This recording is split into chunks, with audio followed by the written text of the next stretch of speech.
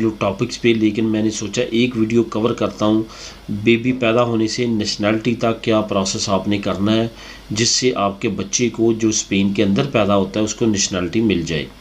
सबसे पहले तो आपको बताता हूँ, जब हॉस्पिटल में आपका बेबी, आपका बच्चा पैदा होता है, उसके बाद का क्या प्रोसेस है। उसके बाद का ये प्रोसेस है कि आपके डॉक्यूमेंट जो है हॉस्पिटल वाले तैयार कर देते हैं, जिसमें आपको जो भी उनका तमाम शेड्यूल है, जिसमें आपकी पैदाइश का वक्त, तमाम चीज़ें, वो फॉर्म वगैरह फ़िल करने के बाद आपके सुपुर्द कर देते हैं। असल में वो जो फॉर्म होते हैं वो आपने रजिस्टर सिविल में जमा करवाने होते हैं, जो आपके एरिया की रजिस्टर सिविल होती है।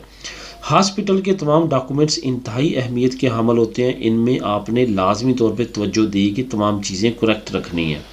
यहाँ पे आपको बताता चलूँ कि यहाँ पे आपने अपने बच्चे का जो नाम है उसके वही स्पेलिंग जो आप रखना चाहते हैं, उसका तमाम डाटा जो है वो केयरफुल